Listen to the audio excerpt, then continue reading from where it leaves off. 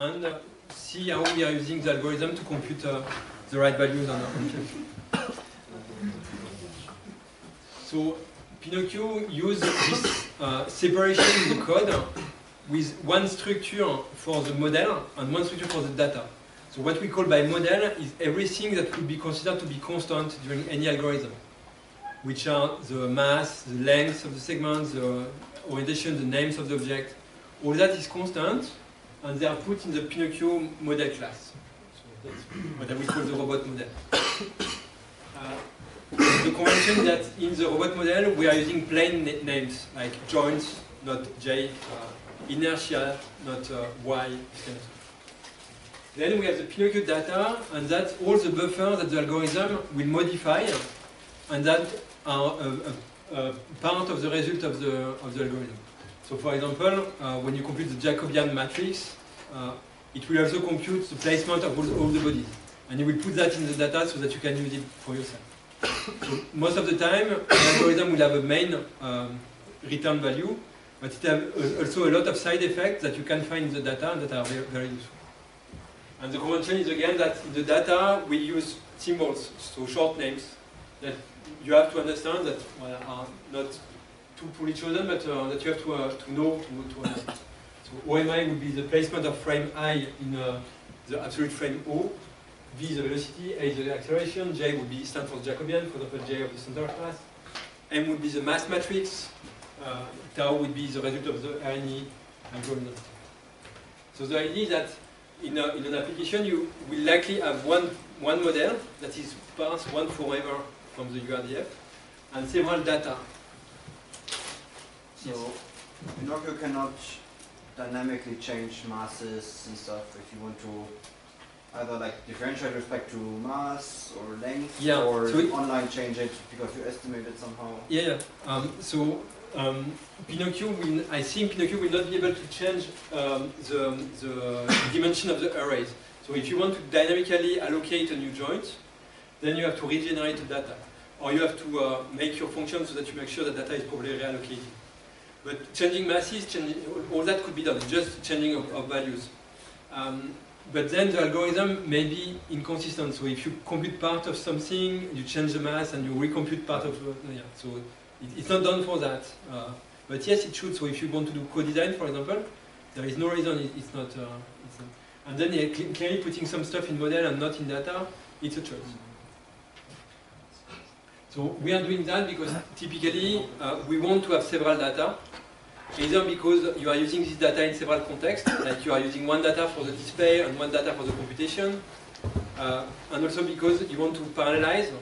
And in parallelization, you need to have write buffers to be copied, while the read buffers you don't have to copy them. So typically, in an optimization control system, this dynamic equation that we will discuss on Wednesday, well, it will be represented by one model that is loaded from the URDF. But then on the trajectory, you will put several integration nodes, and on each integration node, where you want to compute the placement of the body, the Jacobian of the body, the derivative of all that, well, for each point, you will put one data. That then, when you have processed all the trajectory, you can go and access to every single data to go to see what are the value. And if you want to parallelize, well, it's very easy to do. Okay? So that's the reason why we are separating between model and data.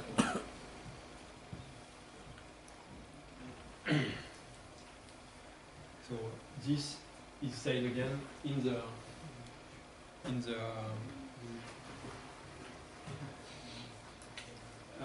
notebook. You can create a data with the create data. So the robot wrapper, when he loads the URDF model, he immediately creates a data that he will be used for display. And typically, in the optimization application that we will build during the class, well, I advise not to use the same data so that when you display and when you optimize, it's doing very different stuff and there is no mixing in between. So now let's go for the forward kinematics algorithm. So forward kinematics will be to compute all aspects related to the placement of the bodies of the system. So converting the description of the placement of the robot in the configuration space into the placement of all the bodies in the Cartesian space. So the same method forward kinematics can be called with only the configuration, or configuration and velocity, and configuration and velocity and acceleration. Here, I will mostly discuss in the notebook only discuss the implementation with only the Q, only the position. So when only calling with a Q, no VQ, no AQ yet, what we will do is just go along the tree and compute the placement of all the bodies of the system with respect to the world.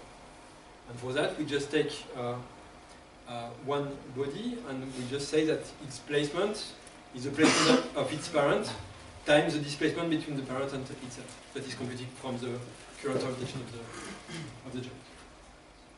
So, just for recall, the object that will come out of that, well, it will be all the OMI, so all the placements. Everything is computed at once. In fact, you cannot do other than that. You have to compute all the chain. And for example, if you want the last placement, so the placement of the end effector, it will be data.omi of -1. You know this convention of Python to use negative numbers to count from the last element. And the rotation will be m.rotation, and the translation will be m.translation. M is an homogeneous transform or abstract? So M is an abstract, is a struct that is containing the rotation and the translation. So we are not storing them as a plain homogeneous matrix. Okay. But then we have the times operator, multiplication operator, that is acting as an homogeneous matrix.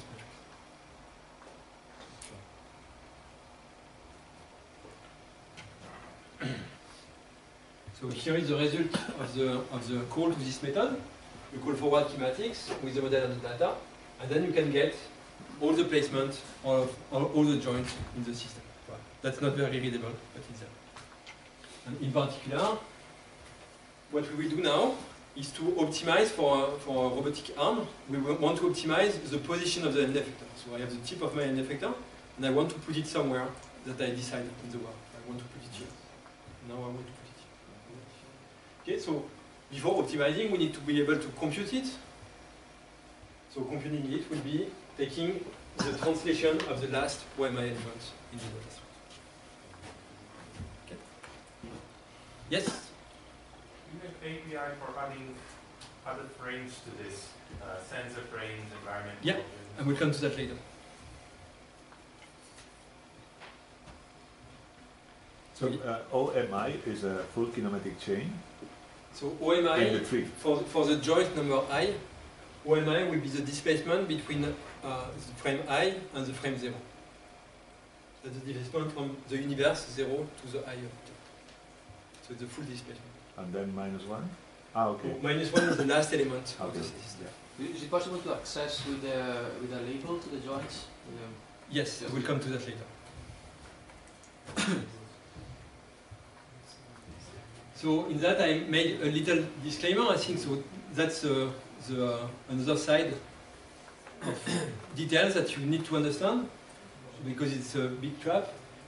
So we are using NumPy for the matrices. So in fact, in C++ we are using eigen matrices, and we are mapping them to NumPy matrices. So NumPy is numerics for Python. There is two objects that you can use for represent matrices in NumPy. There is a matrix object or the array object.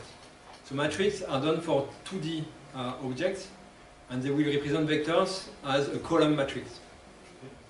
And the nice point with the matrix is that you have the multiplication operator. So you can make matrix time vector, and it's working, it's giving you the vector. And that's the only stuff that is nice in the matrix implementation. All the rest is crappy. NumPy works much better with the array implementation. So for example, if you make the np.zeros, well, you will get an array, not a matrix. Then you can convert it to matrix, but by default it's an array. Bad point is that you cannot multiply array versus array. If you call the multiply operator, you will make coefficient-wise multiplication. And well, it's very painful because you want to use that. So I don't know why they made this choice. In fact, arrays are tensor. So there are 1D tensor for vectors, 2D tensor for matrices, but then you can do 3D tensor, etc. And there is no multiplication for tensors. That's the reason, but it's a bad reason. So for example, SciPy, well, that is implementing the optimizer that we will use during the class, they are using array. Well, basically everybody is using array except Pinocchio, which is using matrix. And we cannot change from matrix to array because Andrea already did the change from array to matrix. And if we have to change again, he will kill us. So we are blocked in this situation. So for the class, I think it's convenient because we will have the multiplication operator. But then since we are using SciPy, you will have always to change. You get a SciPy object, it's an array, you convert it to a matrix, you give it to Pinocchio, he gives you a matrix back, you convert it back to an array to give it to SciPy. Okay, so keep that in mind, it's boring. So the optimizer that we will use is in the SciPy.optimize toolbox. So it's a nice toolbox because you have nicely packaged solvers in that. They are not very strong solvers, so good for playing, debugging, not very good if you want to go further. There is a nice binding of IPOpt in Python that we are using in the lab, and we are very happy with it. So maybe if you want to extend this work to keep in Python, maybe you have to switch to IPOpt. It would be better. So you can use the question mark on SLSQP. It will give you the list of arguments that you can give. Basically, what we will give is x0, the argument x0, which is the initial guess, the point where the search starts. Then the function that you want to optimize, so it's a pointer to a function. Possibly later, we will also give the constraint function that we want to satisfy. So this will be equality constraints. So it will be a list of numbers that should be 0 in a successful optimization. And finally, SLSQP is also providing a callback capability, so you can give a function that will be called at every step of the algorithm. That typically we use to display the robot model. So each time the solver comes out with a new guess, well, you just display it in the Gepetto viewer, and it's a nice way to see what the solver is searching. Okay.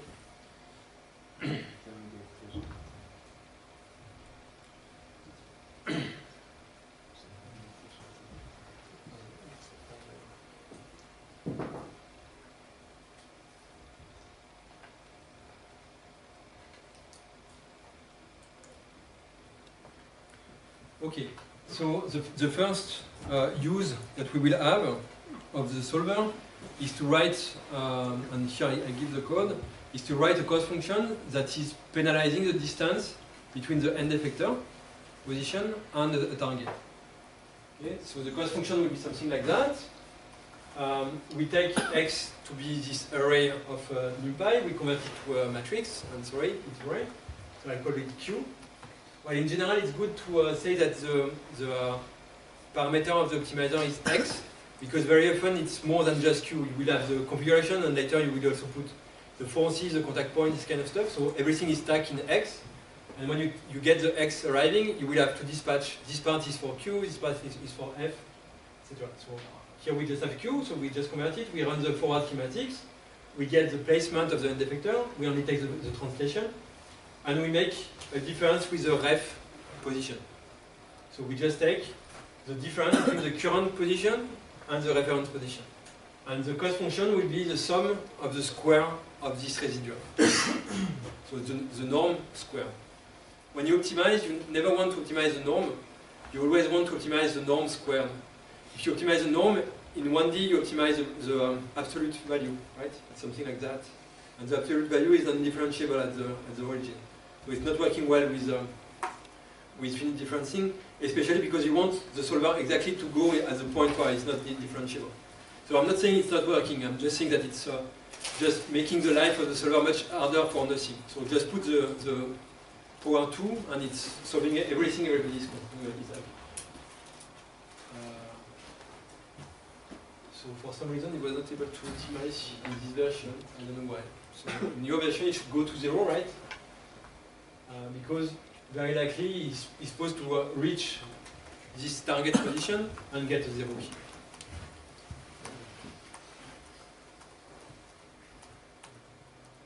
So that's just an appetizer. It's a very first. Oh no, sorry, yeah. So here I took a random configuration and I just ran it. So the optimization is later. So now I call the optimizer. giving 0 as the initial candidate and giving the pointer to the cost function. I run it. You get a successful run. And what is interesting for us is that the value of the cost function at the end is 0, which is what we expected. So it means that the solver managed to put the end effector at the right position.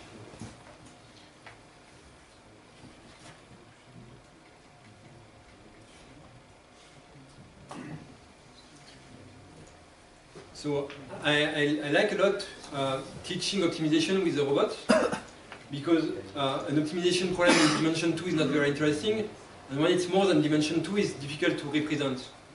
While with the robot, you have a dimension here, a dimension 7 problem, so it's not that big, but representing 7 dimension is not easy, and representing it with the robot is physically it's very simple to see. So putting a callback display that is just taking the current value of the guess and displaying on the robot, it's making really a nice window on how the solver is working. And what you can see when you run it on the solver is that it's not smooth. It's very shaking. So the solver is making big steps. It's not always going really towards the objective. Sometimes it's doing strong steps. And well, finally it managed to convert. So it's not at all, so the sequence of motion that the solver is computing is not at all something you want to send on the robot. It's only computing the final position, not all the intermediate.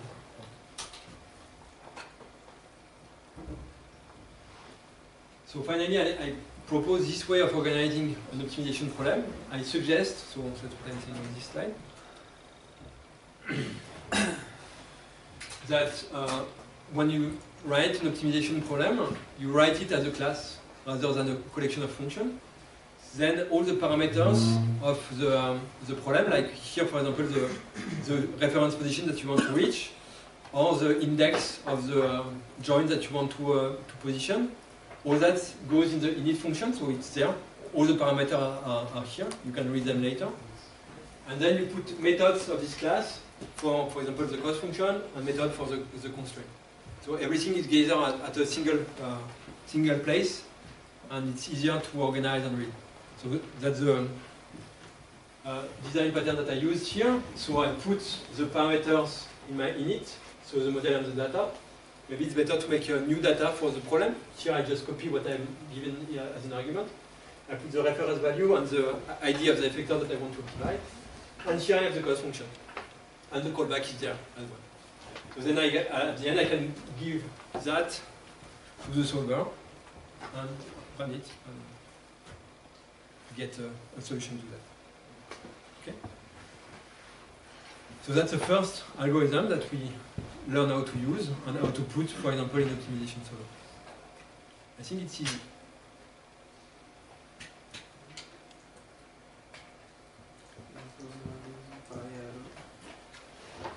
So now basically we continue doing that, but with rigid objects, with spatial objects that are more and more complex, and understand how we use this object to represent tasks that we want to have.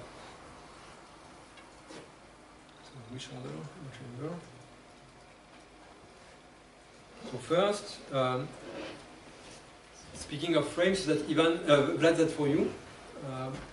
So we, yeah, it was your question, right?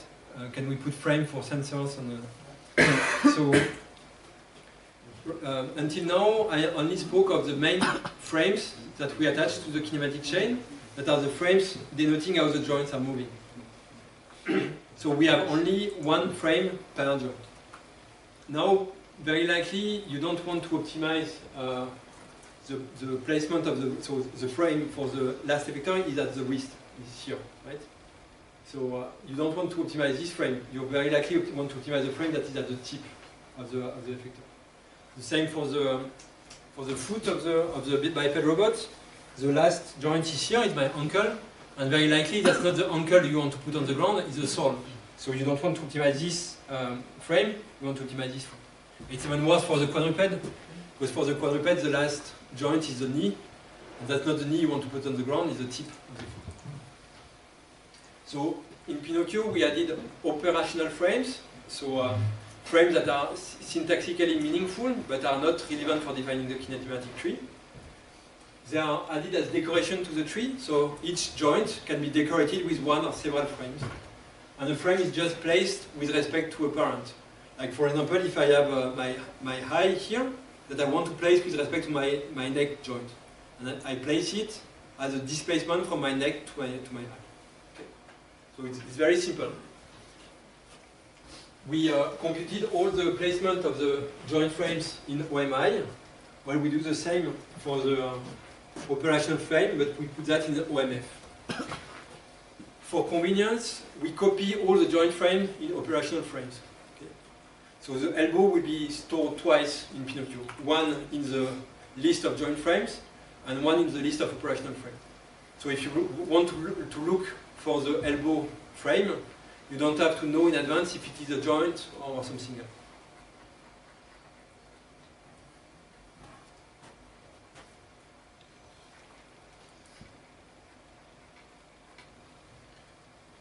So, for example, in the case of the manipulator R, in the URDF model, you have all these frames that are stored and they are loaded to Pinocchio. Okay. If you don't want to compute them, it's fine. By default, Pinocchio will not compute them. He will ask you to compute them. You have to specifically ask for the computation. So the fact that you have many of them for a critical application is not important. You don't have to clean up your URDF file. For Python application, by default, generally we compute for everything, but you really can adjust that. It's not more expensive.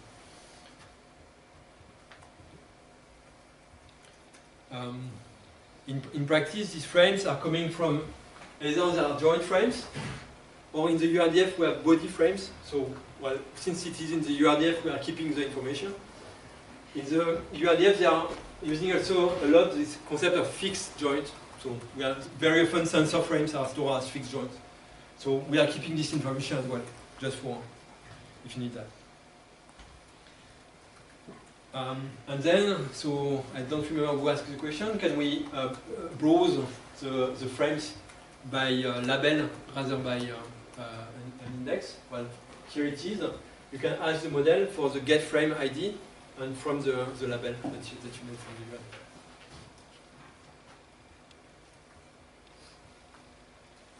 So, as I said, by default, the forward kinematics will only compute the OMI. Then you have to compute the OMF. Well, OMF will just be OMI of Q times IMF, which is constant. Right? You can write that.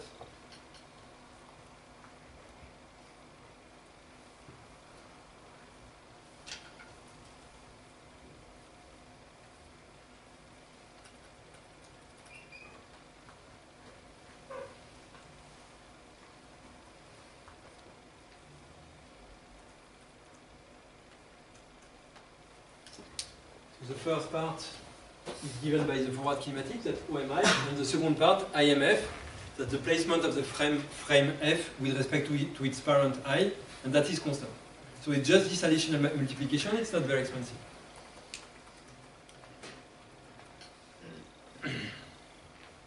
Here I give the Pinocchio method for computing all the placements, so there is a S, update frame placement.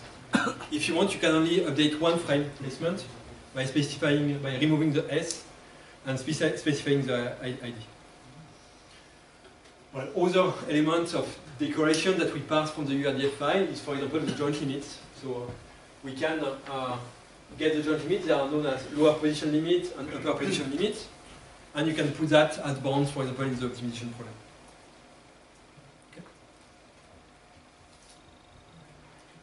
So that's also very, yeah. With the decorated frames, do they also have to stay the same, or do you have to rebuild the model if you add a frame, remove a frame, attach it to a different part of the model? So, yeah, as a rule of thumb, when you modify the model, you have to regenerate the data. And this is part of the model, so?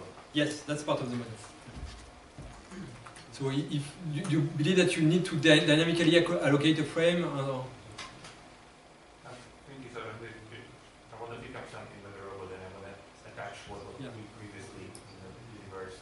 So basically, we did not implement anything to change the data structure. So if you have to allocate new memory, we did not implement that.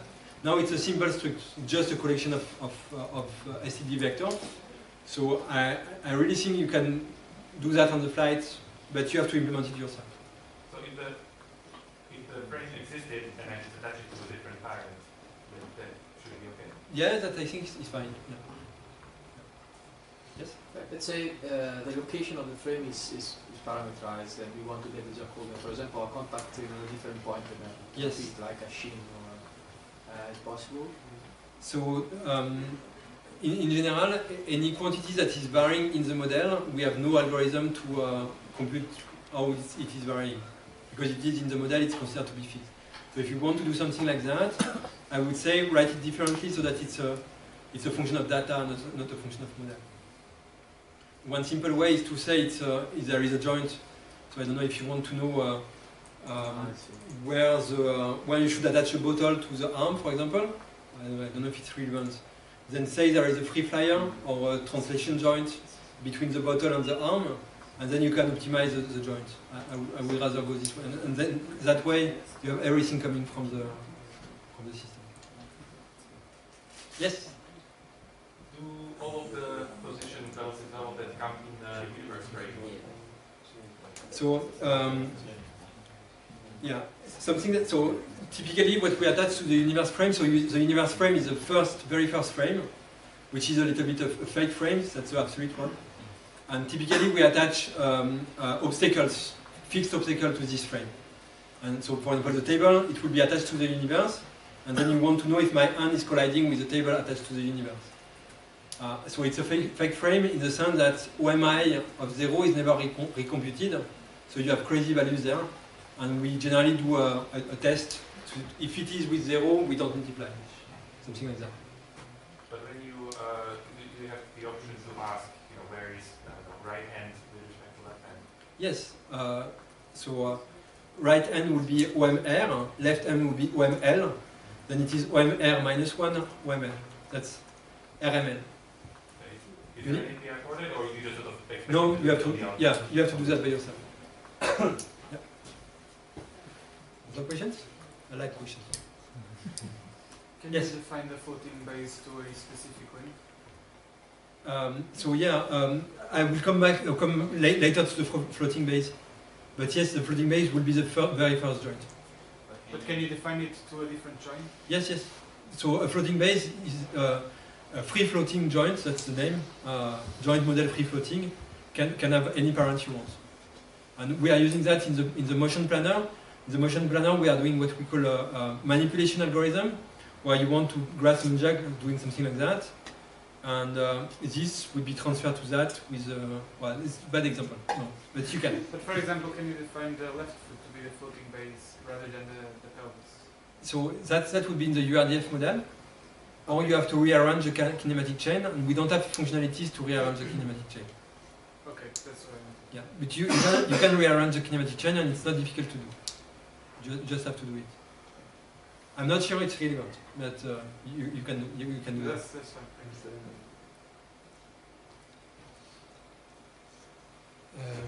Okay, that's another boring part. So that's where I come with back to some mathematics that are a little bit difficult. But basically, life is easy when you speak of position. So that's rotation that are very boring. So right now we said I have no 3D rotation in my system, since my system is fixed, and I'm only considering the position of my tip. Now I want to do two stuff. I want to optimize not only the position but also the orientation.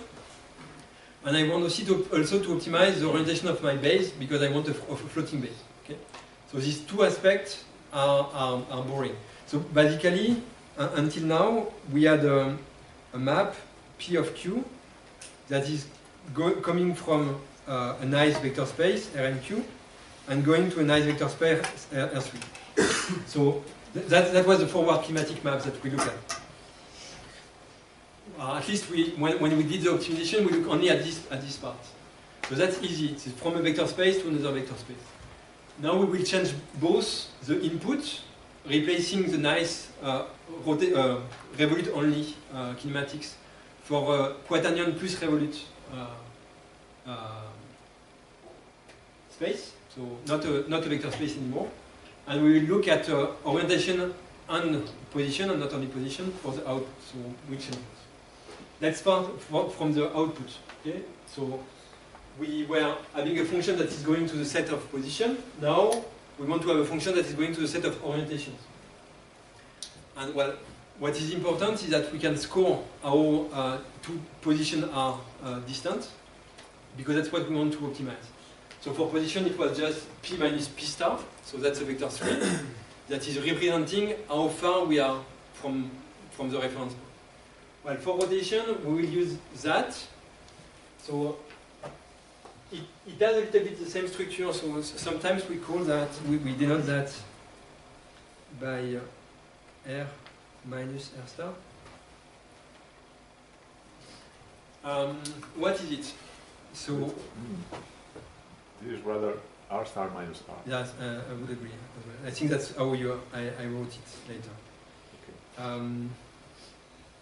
So R would be typically something like ORI. So this is the rotation from the frame, reference frame O, or 0, to the frame I. And R star would be typically OR star. So that's the rotation from O to I, and that's the rotation from O to star. Okay? What I want is that I and star are the same. So what I'm doing is RTR star, and that corresponds to IRO OR star. Okay? So it's just the same. It's just using the rotation. So the transpose and the inverse for the rotation matrix are the same. So inverting ORI is changing it to IRO. And then I have IRO times OR star, and that's IR star. So IR star is the change of orientation from I to star. And then the log is giving me the velocity that I should apply for a time 1 to go from I to star. Okay? So if I is equal to star, then I don't have to apply velocity, and the log is 0. If I is very distant from star, then I have to apply a big velocity, and the distance is large. So this log map is a very nice map to measure the distance between two rotations. So that was for rotations, and in fact we can do the same for displacement, and it will be the same reasoning. M minus 1 M star would be I M star, so the displacement between the current frame and the desired frame, and log is giving me the spatial velocity. So at least, if we don't want to compute the derivatives, and later we want to compute the derivatives, we have a way to score how two frames are separated.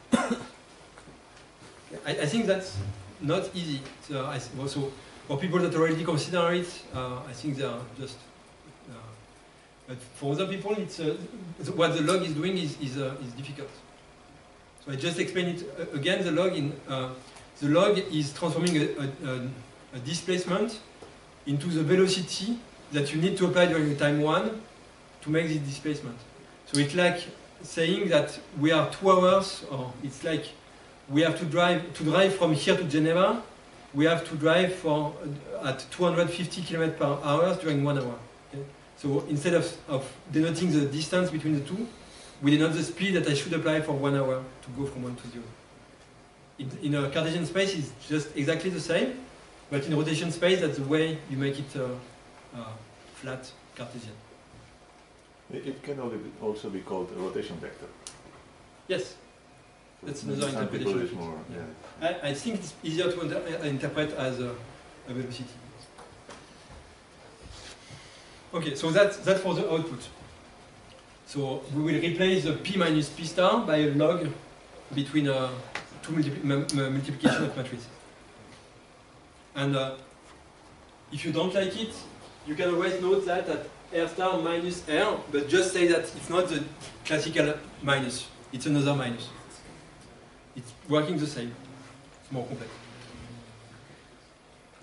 Okay, now what about the input space? So the input space is a configuration space So until now it was the angle of each joint of the system.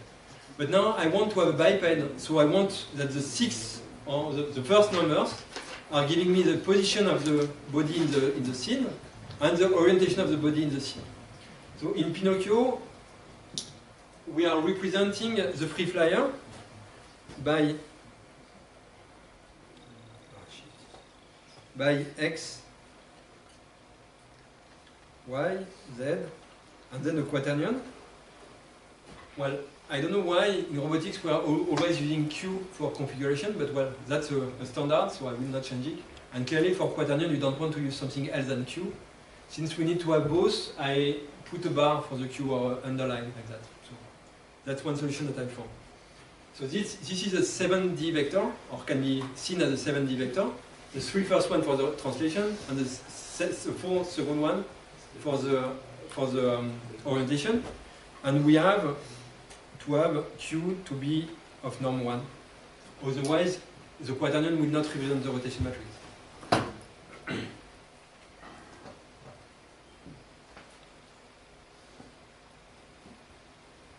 Okay, so apparently I forget that.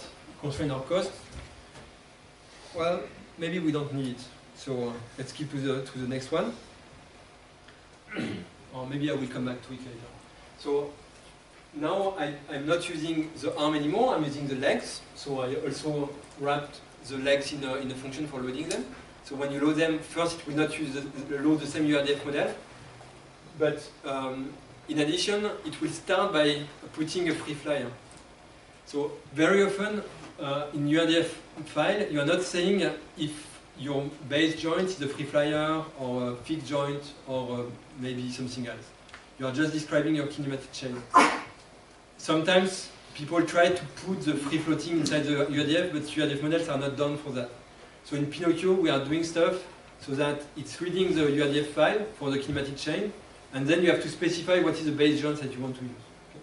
That's the choice that we do. And now, since the free flyers will be a quaternion of dimension 4 to represent the rotation of dimension 3, we will have not 18th configuration, but 19th configuration. So 19th would be 6 for my right leg, 6 for my left leg, and 7 for my position plus quaternion. Okay? 18 in total. But the total number of degrees of freedom is only 18th. Because I don't have 7 degrees of freedom with my waist, I have only 6 degrees of freedom. So my parameter C7 is 2B. I have parameters 19th plus 1 constraint, total of degrees of freedom 18th. Okay. And the first joint is a root joint, corresponding to the free flyer. So there was a question about free flyers. Is it answering to the question? So why do you introduce a quaternion if you had rotation matrices all around? So because very likely you want the configuration to be represented as a vector. So it's true, for body we are using matrices. But for the configuration vector, you want to have a vector, so you put a quaternion. So maybe we could have edited between quaternion and an angle vector, and we have selected quaternion.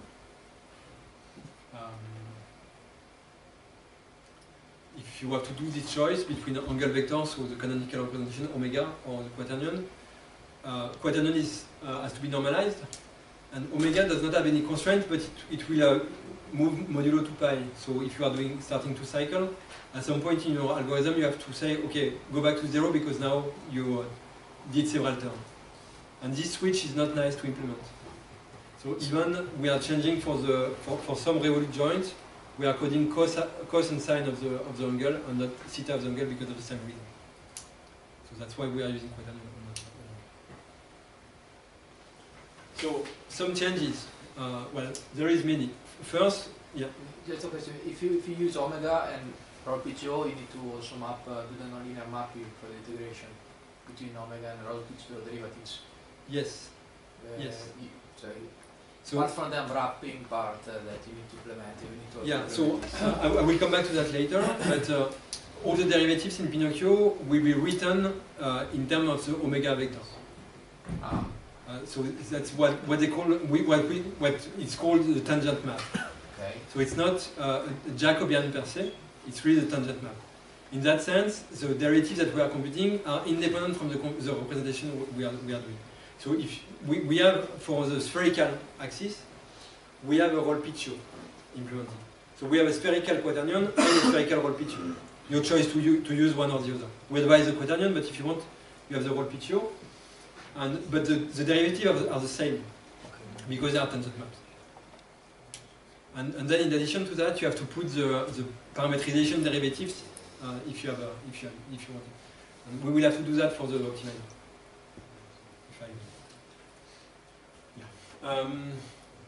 So some changes. Well, first, now we are on the manifold. We are not in Rn anymore. So if we take any configuration, it's not a valid configuration anymore because the quaternion is not unit. So Pinocchio implements a random configuration. That's a sampler that will respect the constraints. If you ask him, it will give you something, and the quaternion is here, 1, 2, 3, 4, and I think you can see its unit. Well, yeah, clear. Now you cannot. Oh, I think a slide on that. Now clearly you cannot do anymore Q plus Q dot. Because Q and Q dot, so Q dot I denoted VQ, Q and VQ does not have the same dimension. So here Q is of dimension 19, VQ is of dimension 18. So just trying to sum them and NumPy will crash. It will tell you, not the same dimension, I cannot sum. But in any case, summing would have no sense. So Pinocchio is implementing the integrate methods that you can, so if you have a position and a velocity, you are calling the integration and it will give you Q next. So that's the integration. And the reciprocal of this map, we call it difference. So if you have two configurations and you want to know what is the distance between these two, well, the distance will be written as the velocity that you need to apply during the time 1 to go from one to the other. Okay? The same than with the rotation. And of course, if you are taking well, on the Lie group, it will be something like that. So with matrix notation, so it will be matrix of Q times exponential of the Q of VQ, but we often will not denote it like that. So it will be R times X omega. And the difference will be the log between the opposite of Q2 times Q1.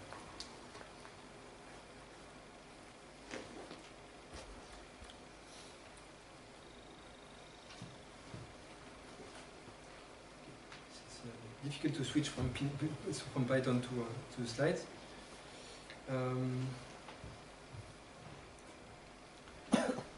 Okay, so now we know how to sample an initial configuration. So if we want to take an initial guess to the solver, we can do that. And we can quantify the distance between the end effector placement and the reference end effector. So we can build an optimization problem. But what will happen? Well, clearly the solver does not know the unitary condition. So can you foresee a little bit what would happen to your robot when you are not telling the solver to keep the quaternion unitary? We change the quaternion, and well, so let's try. You have this example in the. You have this example, so I cannot run it from my iPad, so you have to run it on your virtual box. Just run it, and before running it, just try to think what will happen. So to be not nice with the solver, I ask the reference left foot to be 1m.5 there, and for the right foot 1m.5 there. So in the cost is it's not possible for the system to come to a zero cost because it will not be able to put the two legs on the two far distance.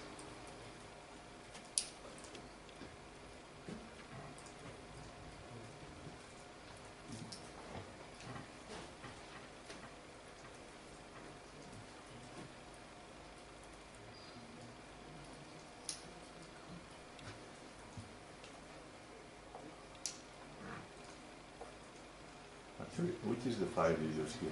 Of the 3 you gave in the Jupyter thing? The one. We are still on file 1. I was hoping to do the 1, 2, 3. I don't have the same. I don't have 103 things. Really? No.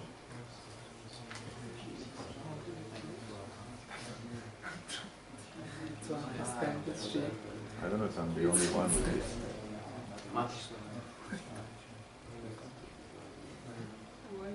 The one starting with basics of Pinocchio. Yeah.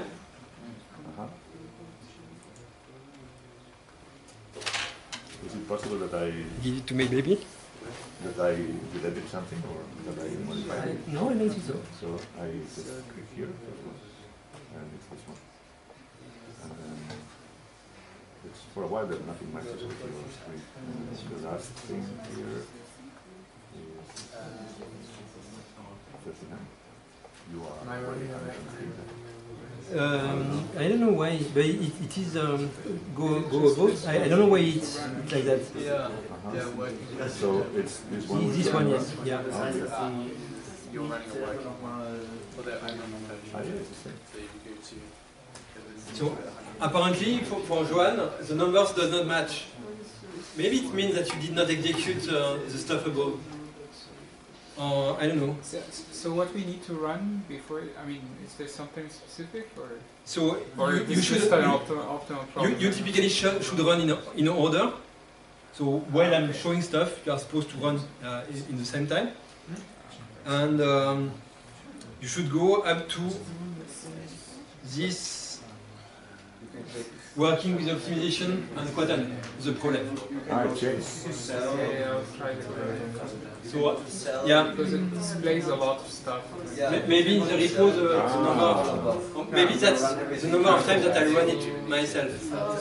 So yeah, it's possible that the number doesn't match. When you start again, the numbers keep increasing. Okay, so.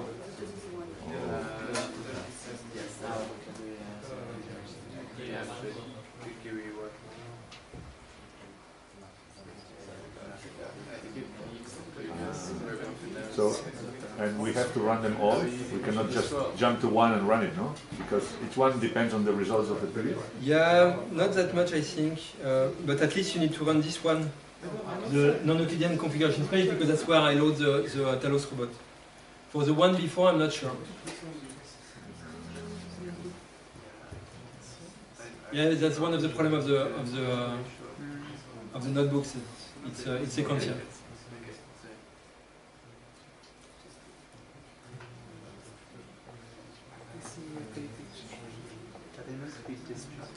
It's difficult to me to imagine what you have on your screen if you are completely lost in the notebook or.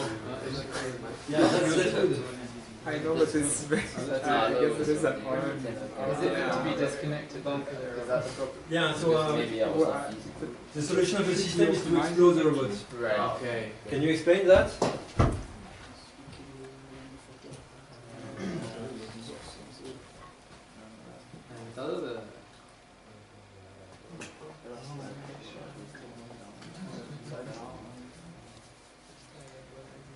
So now Well, is it, presumably, does it enforce the kinematic chain at any point? I mean, does it enforce that it doesn't explode? For some reason, it still enforces the kinematic chain, but in a sense that is not physically meaningful.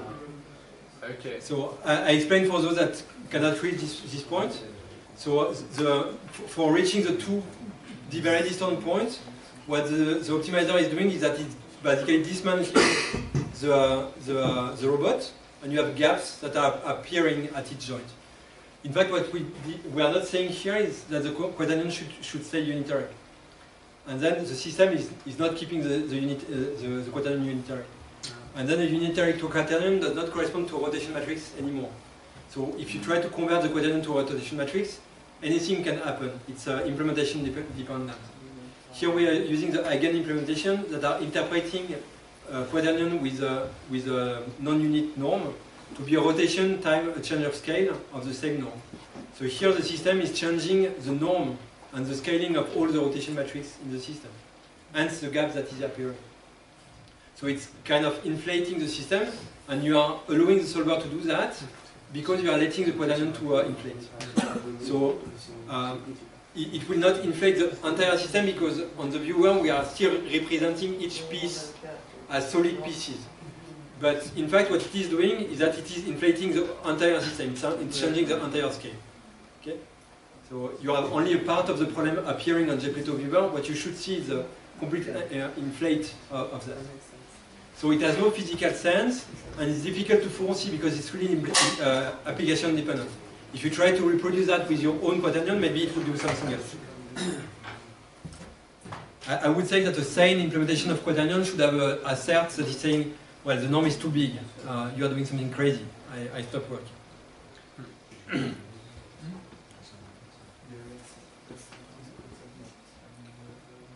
So, what is happening is clearly something like that. So, the quaternion should stay unit, so it should stay on the surface of a sphere. It's a sphere in dimension 4, so it's more difficult to represent than a sphere in dimension 2, but it is the same. What the solver will do is compute a little change of the quaternion. And a little change of the quaternion will go out of the sphere, that's for sure. So the solver cannot stay on the contact of the sphere. And well, it can go anywhere. So as soon as you change a little bit the quaternion, it's not unit anymore. So you have to tell it to the solver. You have to say, well, the quaternion should stay on the sphere. So that's one solution. So that's the next problem.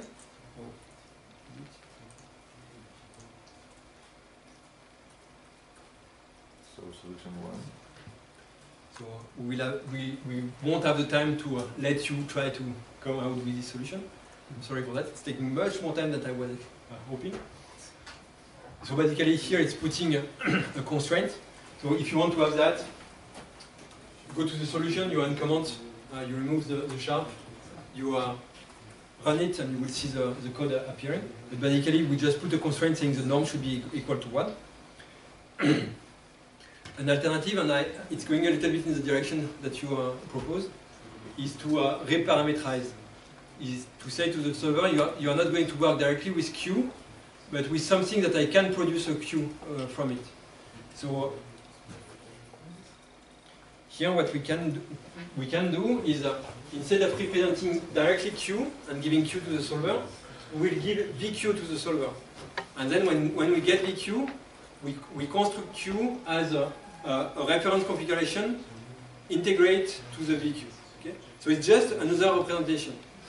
But the good point with this other representation is that it is minimal. So you don't have any constraint anymore. Any VQ that the solver will give, it will produce a proper Q. So it's right. The two solutions are working. Either to say to the solver, you are working in a space where you have an explicit constraint, or to make this constraint disappear. Very often, if the constraint is not too complex and you have an analytical solution to make it disappear, it's better to go in the minimal space. But it's not always the case. Clearly, a problem for one or for the other would be to compute the derivatives. So for the cost function, for the constraint function, you will have to produce how either the kinematic map changes when the quaternion changes, or how the kinematic map changes when VQ changes. And clearly this second is much easier. So I fight a lot yesterday to try to come out with the derivative of this solution. And I was on the phone with Johan to try to have a support. I did not manage to get the right derivative, while with that it's straightforward. Okay.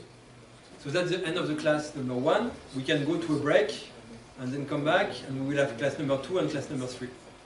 And I think I'm more or less done with the schedule. We still have half an hour to go, or I'm not sure. Well, yeah. You don't have anything to do tonight, so we can continue a little bit.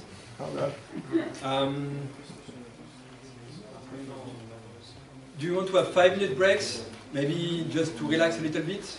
Me too, and then we come back. Are you okay with that? And then if somebody wants to come and discuss with me with some points, it's good.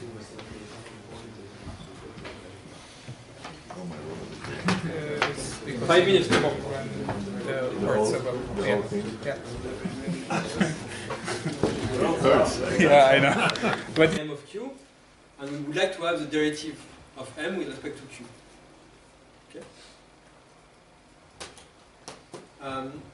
Formally speaking, what we want to have, so I will not derivative by the capital of the map name, so here it's M, and in an index the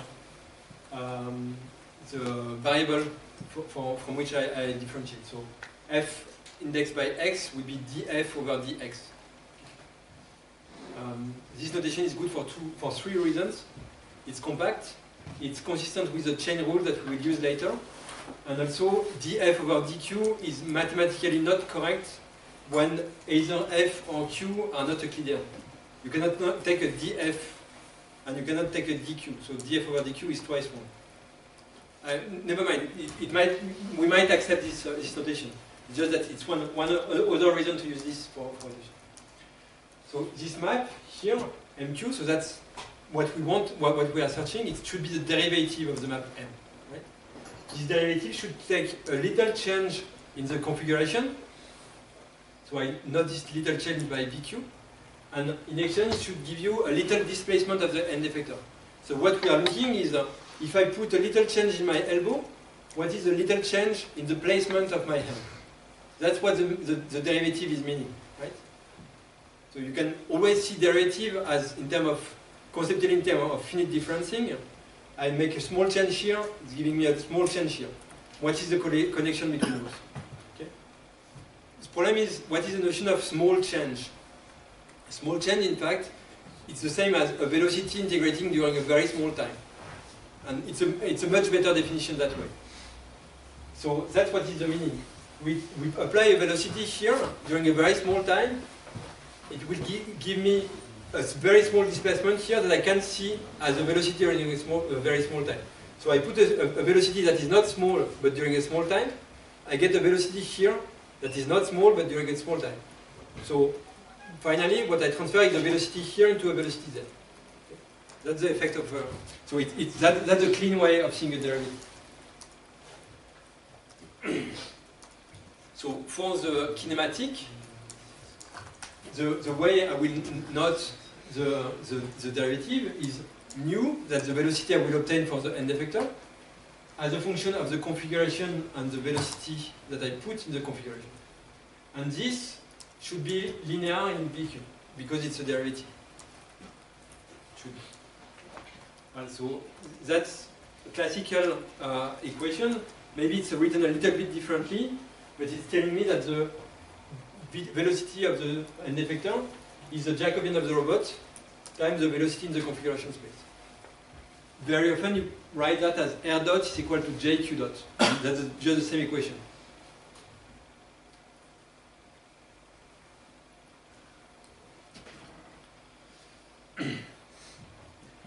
Okay, so conceptually there is not much here, but there is a consequence for that. Is that nu? We say that we express that in a given frame. So nu here, we say that typically we express it in the A frame, for example. But maybe not the A frame, it can be the I frame, so the local frame. And since I can get different representation of nu here, it means that the Jacobian also has to have different representation, right? So here I have to express, and my algorithm should control what is the frame in which I computed my Jacobian. Okay? And once more, it's very important to understand that, because the way you call Pinocchio, you will get different values, but you cannot compose them. You have to know in which frame they are computed. Okay, so that's the meaning. And in Pinocchio, we are offering two classical frames. You could do whatever you want afterward, but the API is offering you either to compute the Pinocchio, the velocity and the Jacobian locally or globally, in the world frame, so in the universe, or in the local frame. That's your choice. And you may prefer to do one or the other. Very often, it is very interesting to have a world representation so that everything is consistent and you can start summing all quantities. but you also prefer to have a local representation because quantities are easier to interpret locally. So for example, if you want to look at the force that I apply on the wall, likely you want to look at the force expressed in the local frame, not expressed in the world frame, because it would be more difficult to interpret the torque part, the angular part. Same for the velocity. Well, it's a matter of representation. You cannot say in advance that one representation is better than the other. You can have ideas of which representation you want to use, and there is good reason to use either the world representation or the local representation.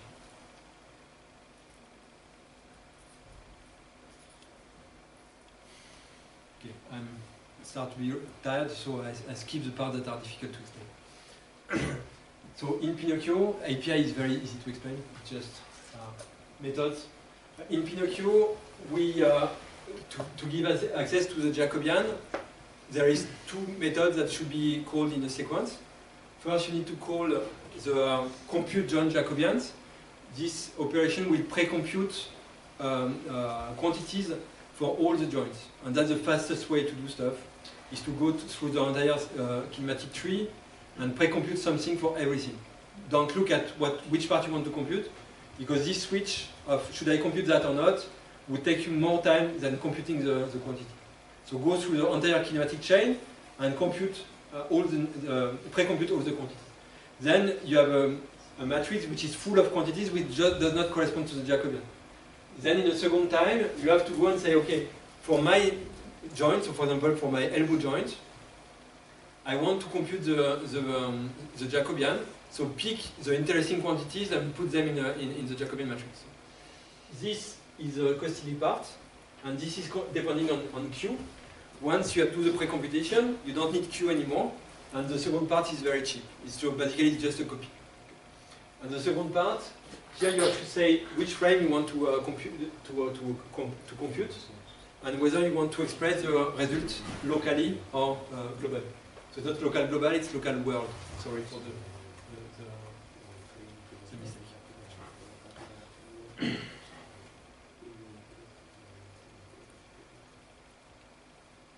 So what is doing the local representation?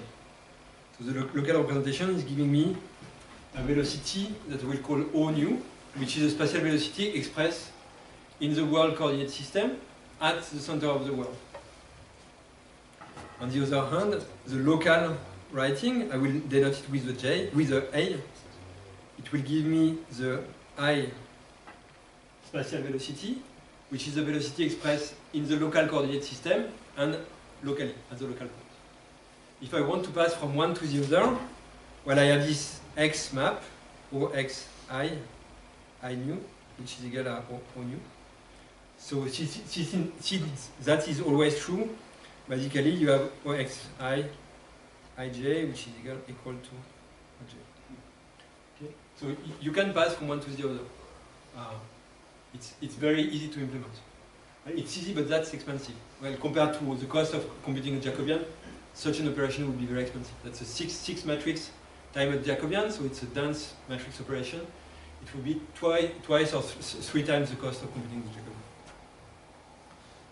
Maybe not very important in many applications.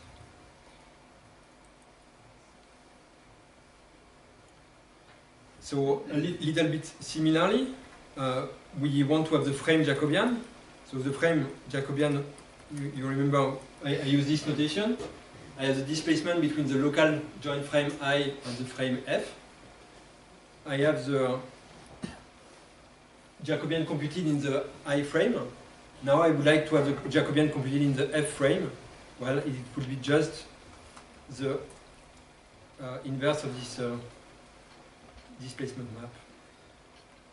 Pass from one to the other. And basically, when you are calling the compute frame, it will do that. Sparse. Then the consequence is to compute the frame Jacobian and not the joint Jacobian. You have to compute the joint Jacobian, so that's the pre-computation. Then you have to update the frame placement, and then instead of getting the joint Jacobian, you have to get the frame Jacobian. Very likely, if you want the API of Pinocchio, that's the way you want to compute. Because very often that's the frames we want to have.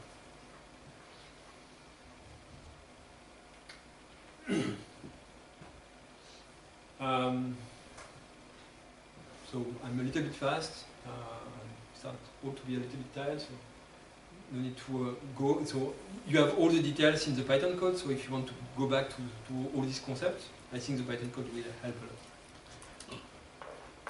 Finally, what we want to have in this context is to give the Jacobian to the solver. So in the first part of the class, we use the solver not for without the derivatives, and the solver was computing the derivative by numerical differentiation. So basically, it's trying all the different changes in the parameter values, making small changes, and it's making difference to get an approximation of the Jacobian matrix. Here, it's much more efficient and to compute the Jacobian matrix analytically. First, because generally it's much faster. So typically computing the Jacobian is more or less the same cost as computing the function itself, while approximating by finite differencing you have to call it 10 times, so it will be more expensive. And also finite differencing is not very accurate numerically speaking, and it will decrease the performances of the numerical algorithm. So it's much better to compute the analytical derivatives if you can. Well, just remember that you should always start with numerical differentiation, because that's really super easy to implement. In general, it's working not that bad. And in any case, if later you will have to implement the analytical derivatives, you want to compare with the finite differencing. So once you will have computed the analytical derivatives, you will in any case have to implement the numerical derivatives. So start by the numerical derivative, see if you are happy with that, and only if you are not happy, go with the analytical derivatives. It's not a step that is not useful. So in our case, the cost function of Q, you remember it was a log of a displacement, right? So in fact, it's a composition function. The cost is log composed with M. So you have two maps. So the derivative of that is the derivative of the first times the derivative of the second. Right? That's the way you are differentiating composition function. So using the notations that I introduced earlier, cost is the derivative of cost with respect to Q, is the derivative of log with respect to M, times M with respect to Q. So the derivative of M with respect to Q, that's what we just did. It is the Jacobian. And we need to compute the log of the derivative of the log, which is implemented in Pinocchio as JLog. Pinocchio.jlog will give you the Jacobian of the log. Okay? So this is compute Jacobian, and this is JLog. You multiply both, and you get the derivative of the cost. If you implement that in the solver, it will be much faster to convert to something.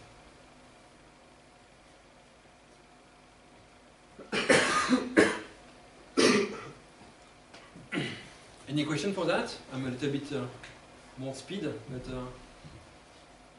well, that's okay.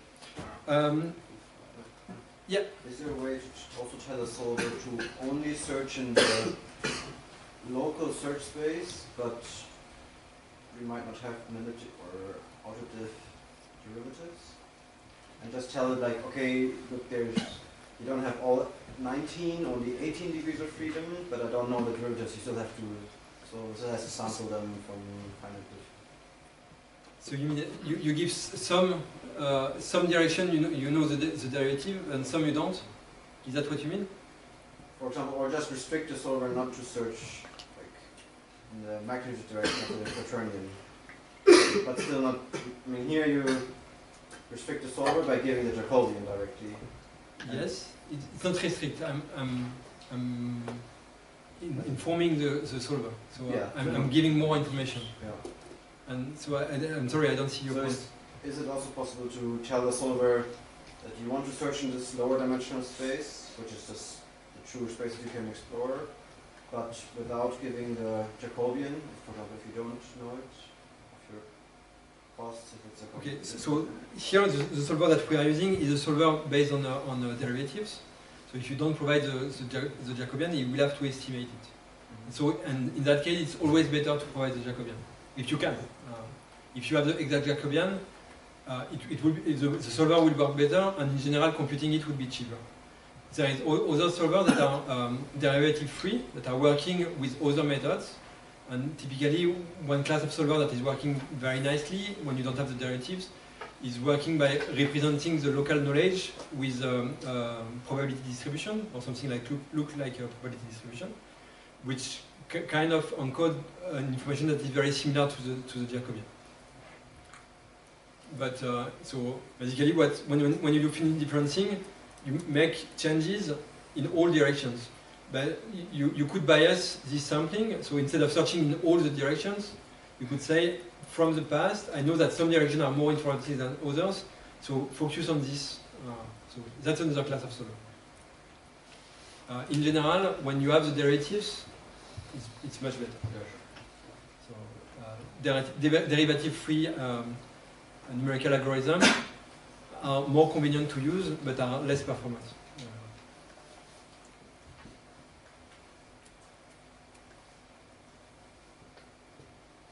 Okay, so I think this part is less useful for tomorrow, so I would prefer to focus on the last part for the last 15 minutes. So I skip that. If you read the code and are not happy with what you see inside, come discuss with me. It's too boring and too tough to do. So what I want to explain now, what are the elements of Pinocchio about the dynamics and how we compute this element. So first, I recall what is the dynamical equation of the multi-body rigid system. How many of you are familiar with this equation? Okay. So only the front round that is there. So this equation is connecting the acceleration of the system to the force that are applied to the system. So v dot q is the acceleration, tau of q is the force in the configuration space. And basically you can see as mass time acceleration plus the bias term plus the gravity is equal to the sum of forces. So there is nearly a one-to-one mapping with the Newton and Euler equations. So Newton being mass time acceleration equal gravity plus sum of forces, and Euler being inertia time acceleration plus the Coriolis term, the bias term, is equal to sum of forces.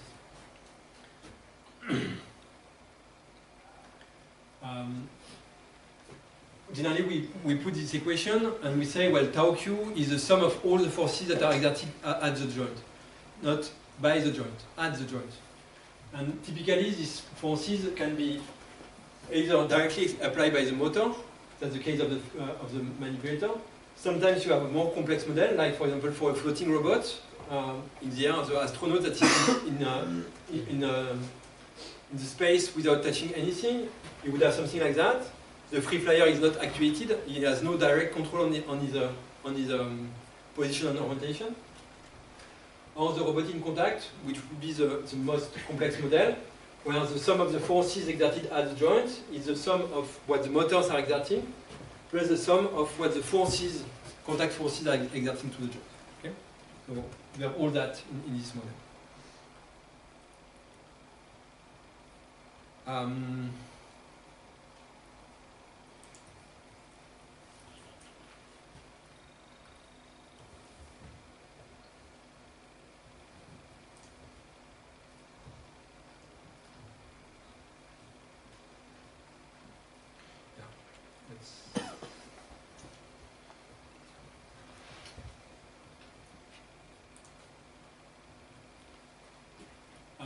Indeed, I put a little bit more in that, so it will be faster to use this way. It's difficult to choose how to cut air time. So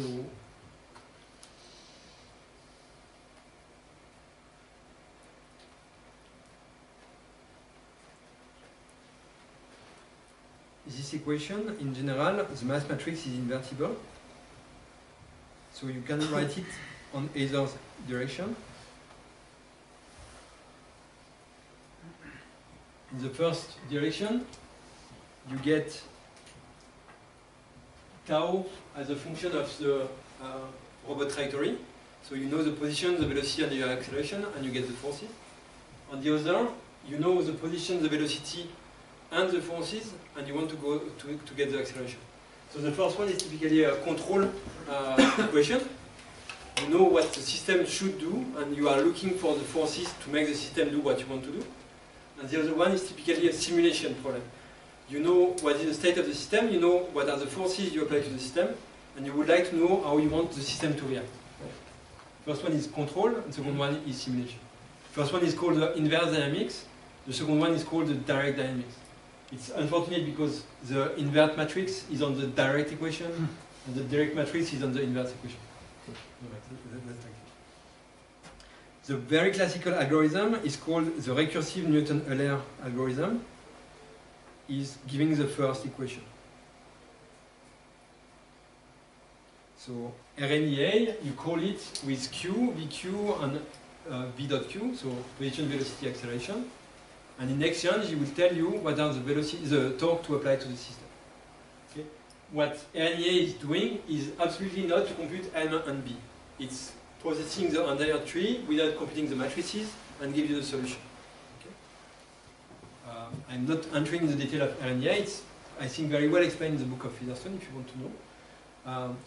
Maybe what you have to keep in mind is that computing the RNEA for biped, for the humanoid robots, so for NQ is approximately 30, you get T is equal to 2.5 microseconds. So this big equation here is taking super quick to compute it. You can compute it nearly a million times a second if you want. And what do you get? Because from this computation you obtain what? You obtain what are the torque that you should apply at the joint to get the acceleration. The torque is on the right?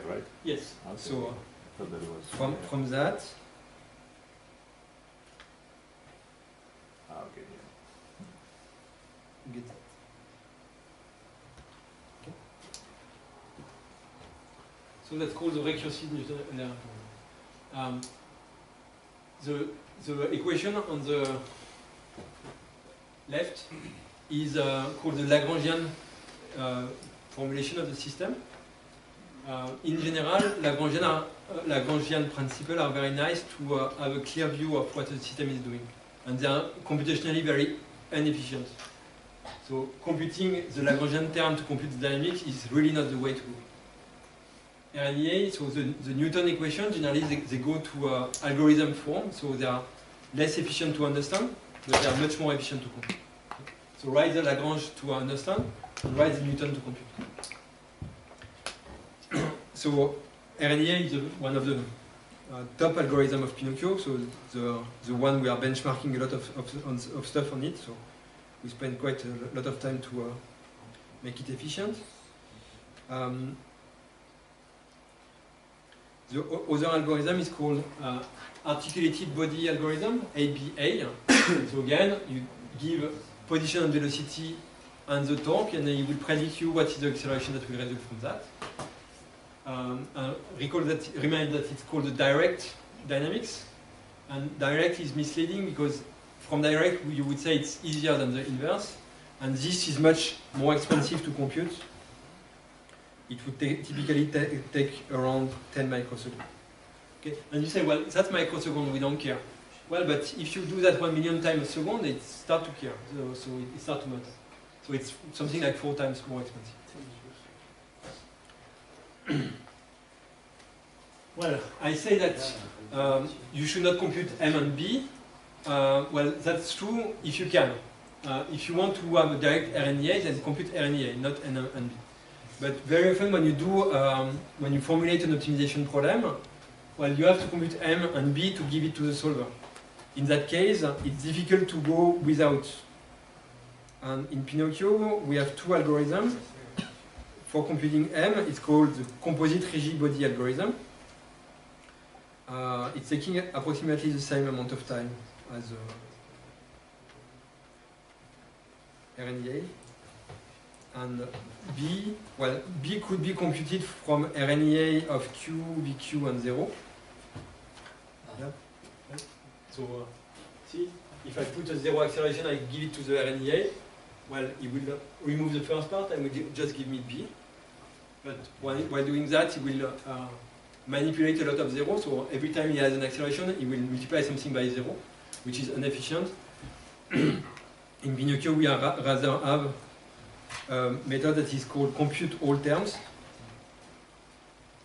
That is computing a lot of stuff, and in particular, it's computing the B and the M matrix. I'm always a little bit confused by the number of stuff that is computing. So everything that is easy to compute is done in compute all terms. I not always remember what is exactly inside. I'm pretty confident that it's computing the center of mass, the Jacobian of the center of mass, all the Jacobians, at the same time the kinematic energy, the potential energy. All that is super cheap, so we compute everything together.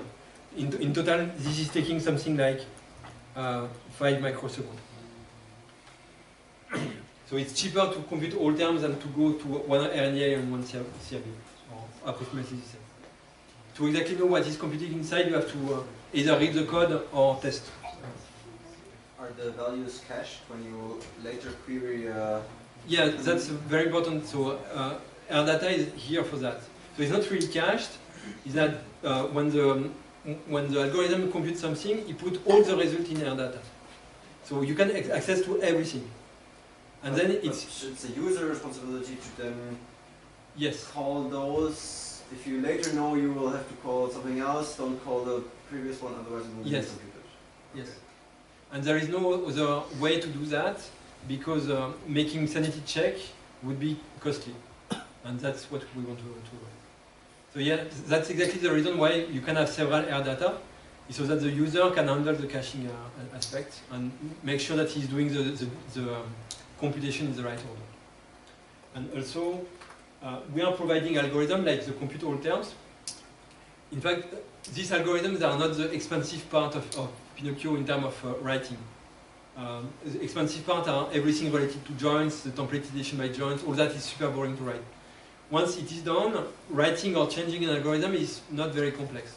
So if you exactly know that you need a piece of that and a piece of this, I encourage you to write your own algorithm. So if once you really reach the performance capability of your computer, before buying a new, better computer, more expensive and more powerful, you can just try to write your own algorithm. It requires some expertise, so you need to be a developer to do that, but it's not super difficult.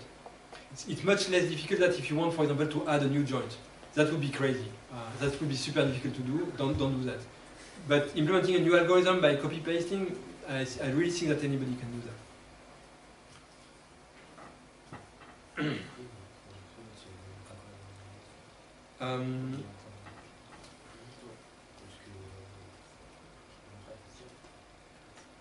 So you put a lot of effort in performance in this library, no?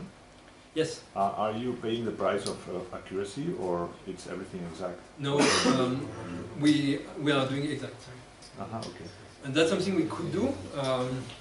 I don't think it will change a lot. So we are working with double precision, not with float. If we go to float, it might be more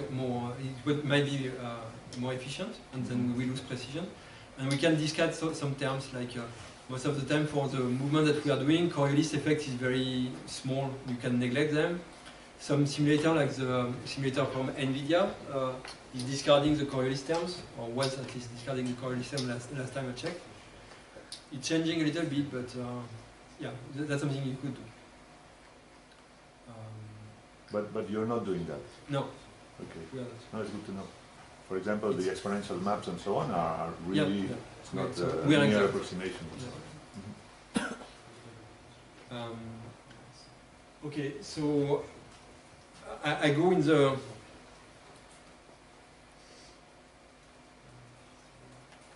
detail of all these methods because I think they are very useful. We have an API for the RNA where you can input the forces.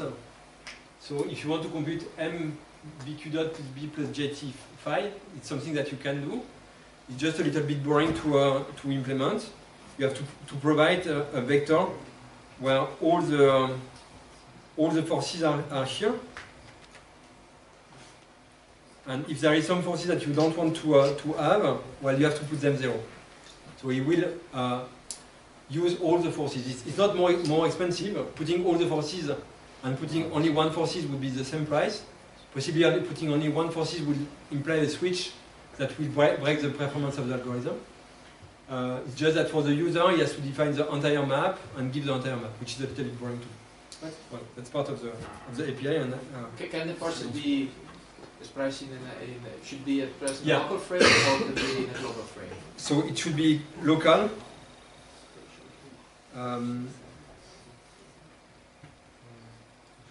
Phi is local and is only for join.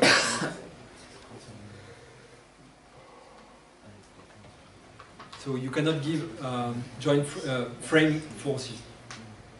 So if you want to express the force at the tip of your effector, you have beforehand to convert that to a force to the joint of your effector.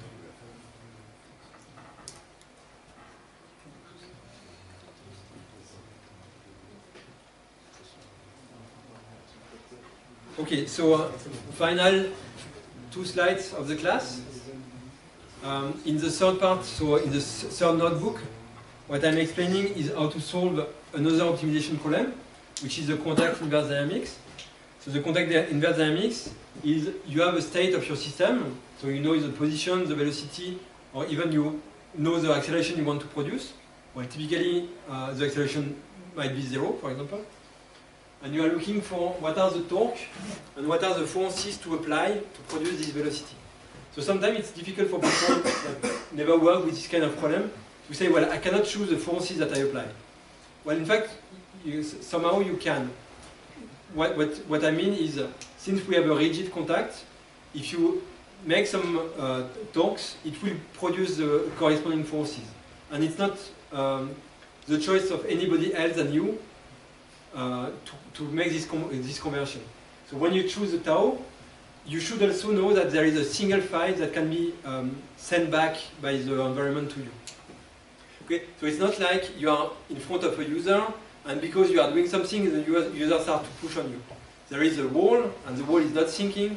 If you push on the wall pushes you back, and there is a unique way the wall can push you back.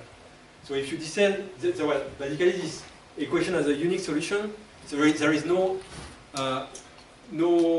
possible choice by the environment, no intelligence away from the environment. Sometimes the rigid model, in fact the rigid model is very wrong. There is an aspect that it cannot decide. So where it cannot say what are the possible forces. That's the case of the rigid chair on a rigid floor. If you are sitting on the chair, you cannot predict what are the forces applied by the feet on the chair. It's not possible. Mathematically, here, there is a set of possible forces and no way to say what is the correct one. And this is because the chair nor the floor are rigid. In practice, they will move a little bit and the forces resulting is a consequence of that. Well, so here is the optimization problem. You ask the solver to guess what are the torque and what are the contact forces so that the dynamics hold. And that's a typical contact inverse dynamics problem. And you will see in the notebook that I provide an optimization problem as an example, where the x variable would be a stack of tau and phi. So you have the two quantities stacked. So when you arrive in the cost function, you have to first separate between the two, then call Pinocchio to get the m, b, and j quantities, make the sum of all these terms, and give the residual back to the cost function. To be noticed that this is, well, you need to put a square, otherwise it's not properly shaped. That's a quadratic optimization problem. It's linear in all the decision variables, right? Here and there, they are entering linearly in the problem. So clearly using SLSQP to solve that is not a good idea. But well, for tutorial purpose, it's working well. So basically tomorrow you will come back from that and build a more complex problem. And Andrea will give you the QP solver and also the wrapping to this QP solver that is computing all these quantities and building a complete application. So here I give you the basics, and Andrea will come to you with a full application that is doing all that. And will ask you to play with this application. Okay? This problem always has a unique solution, or it depends on what you're doing? So, if this what is important is to remember that if you choose tau, the set of possible files is decided. It's not the choice of the environment. And then you might have an indeterminacy in file, but in the case of the robots, it's generally not the case. So it happens when you, for example, you have a contact between the foot and the knee.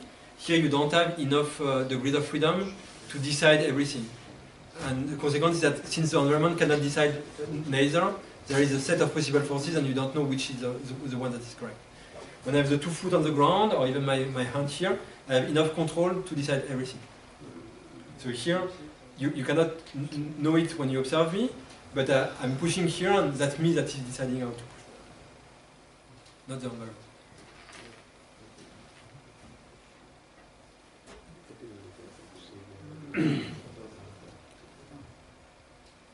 So, what do we do from here? Well, first we are a little bit late for the keynote of Antonio.